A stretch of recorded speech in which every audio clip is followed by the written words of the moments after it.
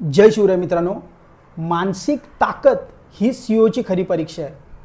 सर्वांना वाटतं सीईओकडे पैसा आहे, पॉवर आहे, निर्णय आहेत। खरं आहे, पण त्याच्या आंतरिक जे युद्ध चालू असतं ते बाहेरच्या युद्धापेक्षा फार कठीण असतं।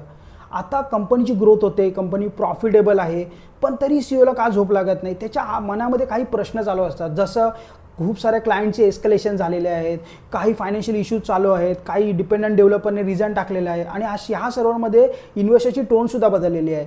इव्हन त्याच्या डोक्यामध्ये काही विषय चालू होतात, जसं त्याच्या हातात निर्णय असतात महत्त्वाचे आणि त्यांनी चुकीचे निर्णय घेतले तर तर त्या गोष्टींचा नक्कीच कुठेतरी अफेक्ट पडणार आहे त्यांच्या कस्टमरवर, त्यांचे EMI, त्यांचं घर कसं चालणार, ह्या सर्वांचा दोषारोपण त्याच्यावर येईल। मग ह्या सर्व गोष्टी अशी सेम सिच्युएशन रायटरच्या ह्या बेन म्हणून रायटर या बुकच्या त्याच्या आयुष्यात आली होती। मग त्याने त्याचा एक मित्र होता CEO, त्याला विचारलं, त्याने त्याला एक सोल्युशन दिलं। जसं तो म्हणला की एक आरशासमोर उभा राहा आणि तू स्वतःला मोटिवेट कर आणि तू म्हण की आय डिडंट क्विट आणि पुन्हा उठून उभा राहा।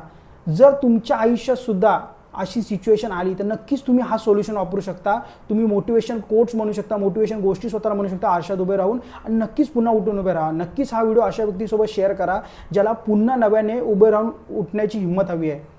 माझ्या डेली कन्सिस्टन्सी अपडेटसाठी तुम्ही मला फॉलो करू शकता आणि तुम्ही हे एखादं कोणतेही चॅलेंज घ्या, 30 डे, 60 डे, 90 डेजचं कोणतेही challenge, book reading challenge, running challenge, gym challenge आणि तुम्ही ते 60 दिवसापर्यंत ट्राय करा। नक्कीच तुमच्या आयुष्यामध्ये बदल होईल आणि तुम्ही सक्सेसफुल व्हाल। आणि अजून एक गोष्ट, तुम्ही स्वतः सकाळी 5 वाजता उठण्याचा ट्राय करा आणि नक्कीच तुम्ही 60 दिवसापर्यंत हे ट्राय करा। तुमच्या हॅबिट्समध्ये बदल होईल आणि तुम्ही सक्सेसफुल व्हाल। थँक्यू।